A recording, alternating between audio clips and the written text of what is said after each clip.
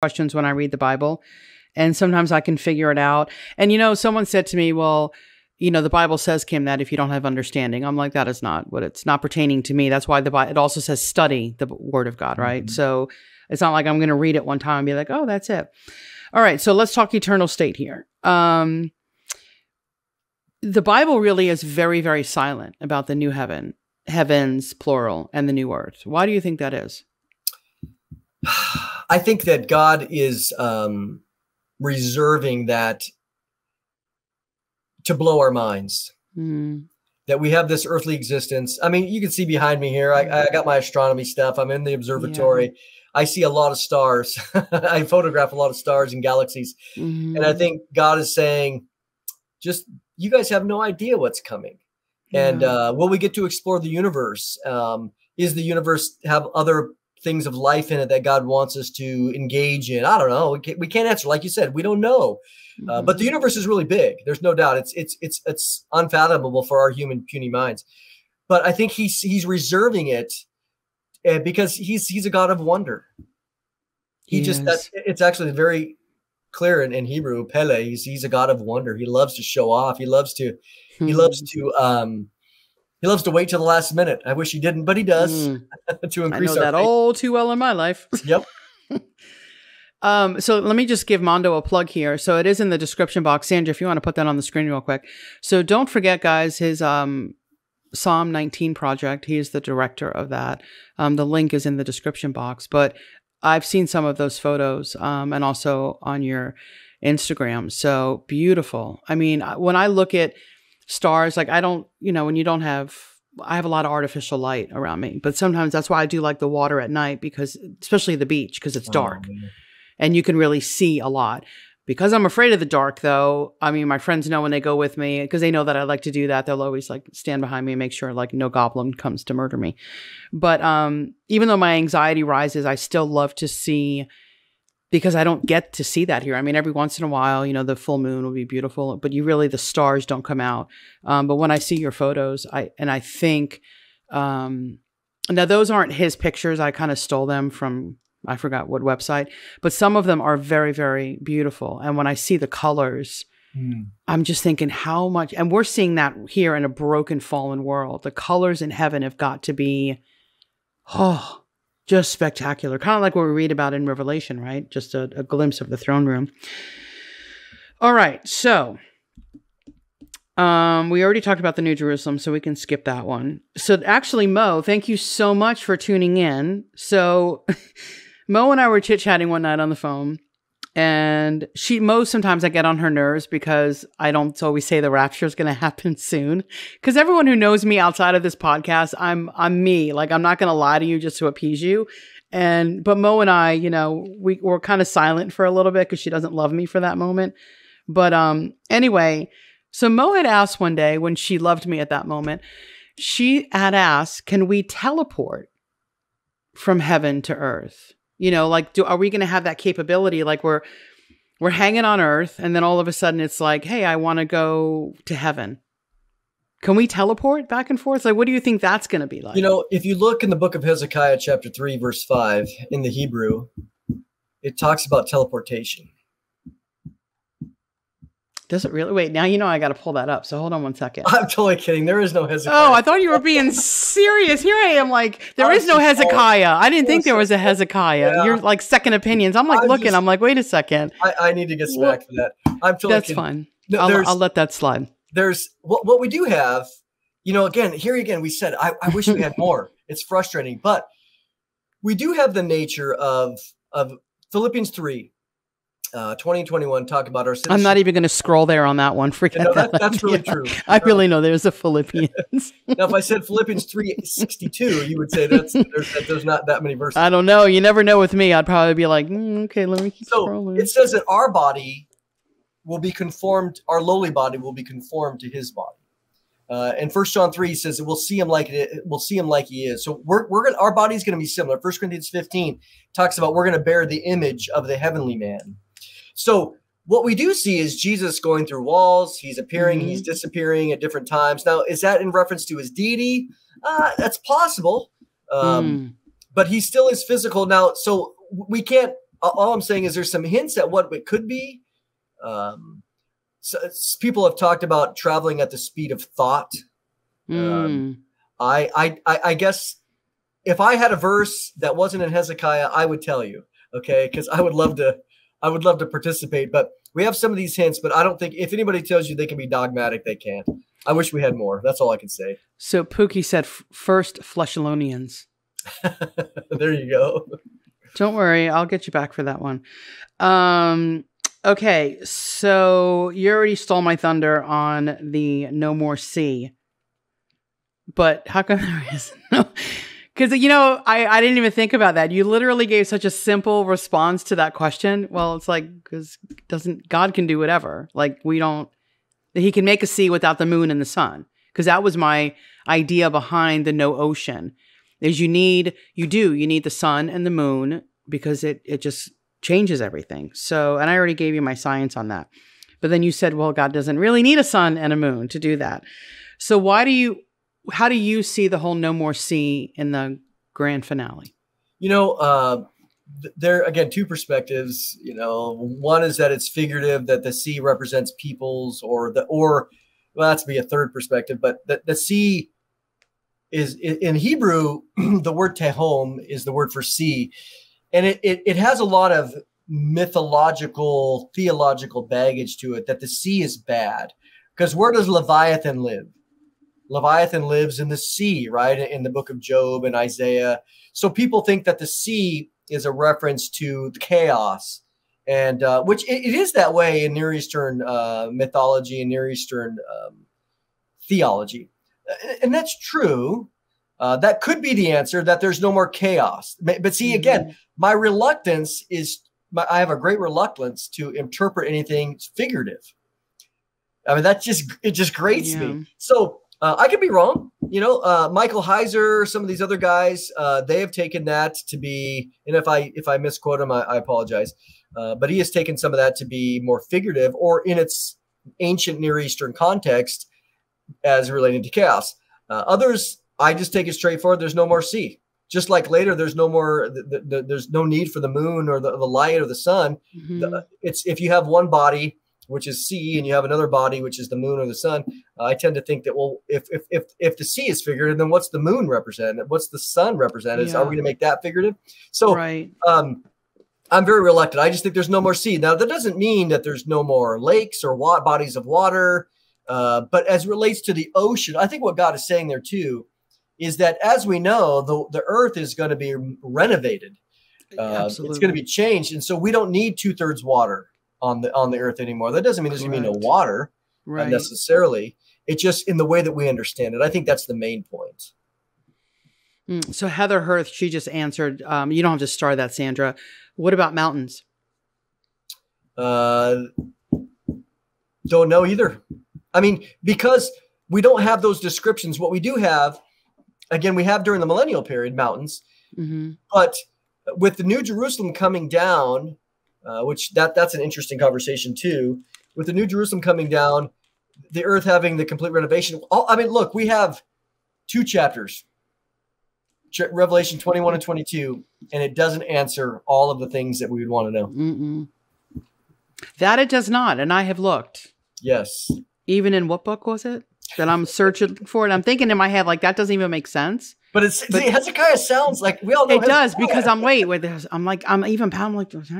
sounds close enough. And the New Testament, I can find a book really quick, but the Old Testament, I'm all like, I'm like back in Sunday school trying to remember.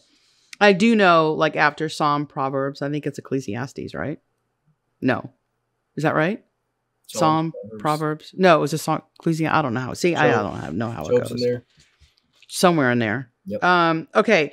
Let me go back to animals again, because not like dogs and cats, and we're not going to kill them for food, but do you think that we will have those cockroaches, bees, hornets, fire ants, snake? Well, we know snakes. So what do you think of all those creepy crawlers, like these stupid, deadly mosquitoes out here? What do you think? Well, see, I think you said it earlier that we tend to look at things through our current human experience.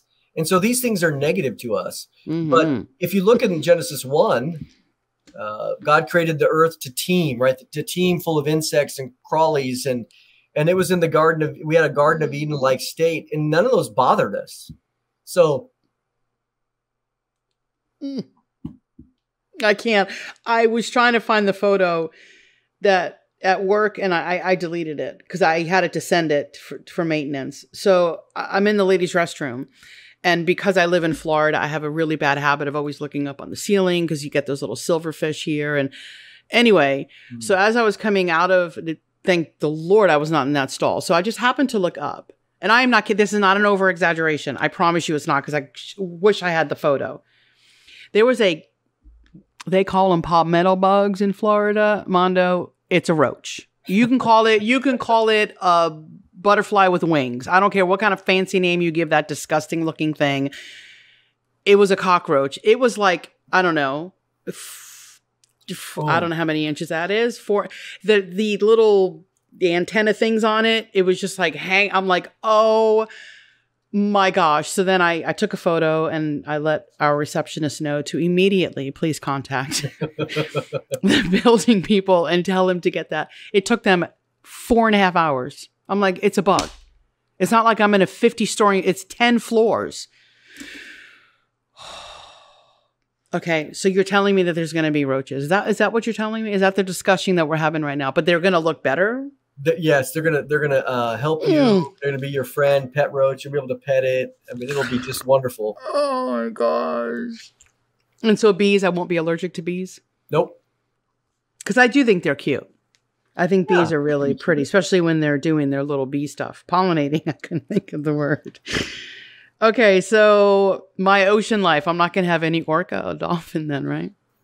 I was always hoping that maybe something is in the Crystal Sea. See, well, again, maybe it's in the lakes. There isn't going to be no lakes. Is there going to be lakes? There might be lakes. Who knows? I hope so. I have to, you know what? Because something that was on my bucket list, being that you're from the Pacific Northwest, first Israel. Well, I'm lying. Okay. This is my first trip. I've always wanted to fly into Seattle, and then from Seattle, you go up to, I think it's British Vancouver, right? Over there, Vancouver, like, British, right? Yeah. And then they had this like so to kayak with orca, although it can happen, you're probably wasting your money because the orca swims a lot faster. I did my master's on cetacean, so unfortunately I know a lot about these things. But anyway, they travel a lot faster than a kayak would. So of course you would get more of an experience on a boat. But that's always on my bucket list. There's something so magically beautiful about an orca. That was always on my bucket list. And I remember when I visited Seattle, oh gosh, it's been 10 years now, maybe 8 years. I don't remember.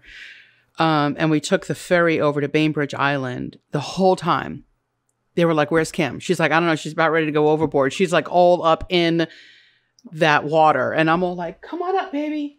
Come on up. They're like, Kim, it's not season for them. I'm like, no, but it is today. They're like, Kim, it's March in Seattle. I'm like, I don't care. I'm going to see being an orca. I saw an otter. They were cute. It was nice. Yeah, a lot of fun things came up at Alki Beach. That was a fun time. But anyway, so, okay, well, hopefully there'll be an orca, a dolphin, maybe. I don't think you'll be sad. I hope not. Okay, so the prince of the power of the air, we all know that's the devil, right? So being that he's creating new heavens, because you remember when Paul was describing, there's 3 levels of heaven. So I believe that. Do you do too? Yeah, that's right. Yeah. Okay, so describe to our listeners what I mean by that. So you have the heaven, which is the sky, where the birds fly, and then you also have the heavens where the stars and the sun are, and then you have the heaven of heavens, or the third heaven, which is God's dwelling place. So that middle part is where the spiritual realm is. Yeah. Well, when you say the middle part, like this, where the stars, like the stars and all of like that atmosphere, where do you think the spiritual realm is? I would say anything above the earth would be included the spiritual realm. I mean, I guess what I'm saying could Satan go access, Jupiter if he wanted? I don't know. I mean, he could, but I don't know why he would want to. But, so he can bring the aliens back here during the rapture. Right. So, the heavenlies, because it does talk about the host of the heavenlies, and it heavenlies being plural. Mm-hmm. So, okay. So when the new heavens are created, being that he is the prince of the power of the air, do you think our atmosphere, what we're currently looking at now, is going to be completely different? Now, I know the world is going to burn, it's going to be different, but what do you think in your human way? I think one of the, I would recommend maybe even having him on the show is Lee Brainerd, because he wrote a book on the new heavens and the new earth. And he was talking in that book about the two options. Does God totally zap everything out of existence, and then he creates a brand new from scratch, heaven and earth? Or does he renovate? That would be the best way, a recreation or a renovation, the current large, gigantic, unfathomable universe that we have as it relates to the earth. I think he makes a very good case, strong case, that it's a renovation and not a full recreation. But nevertheless, I think there's no way from the description that we have in Revelation 21 and 22 that the current earth with its 50 miles up atmosphere, maybe you could go maybe 70 if you wanted, that our atmosphere is extremely thin. And so, I mean, the International Space Station orbits around 225 miles. So you think about that, 225 miles, that's not very big. Well, when you look at the dimensions of the New Jerusalem coming down, it's 1,300 miles square. So it's huge. It's huge. And so it's probably half of the size of what we would look at as our moon in that regard. Mm. So it's huge. So you can't have the New Jerusalem sitting on about the size of the United States in the middle, sitting on the surface under our current earth. It's just not possible. So something's going to have to change. Some people wonder whether, again, earth is still central because God created the earth for us, but we're going to be living in the New Jerusalem. So some people think that the New Jerusalem might be orbiting the earth like the moon, but I don't know if that really makes any sense, because what would be the point of us living up there, but yet earth being our home? Yeah, we're living on the earth. And so does the New Jerusalem just sit there as a big building or as a big city, which seems to be the case, and we enter into it? And where are we going? And what's the earth look like? Kim, man, I wish I had more information. I'm sure you'll find another book in the Bible to confuse me on it. We'll find it there.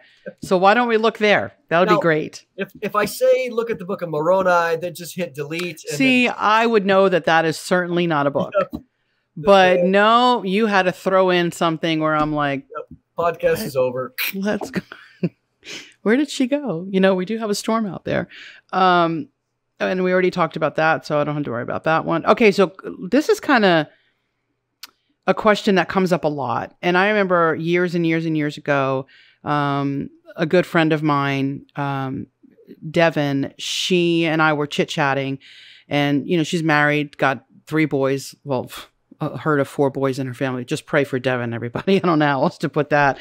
But anyway, so, and I can understand that as a wife or as a mother, you kind of want that same thing up in heaven.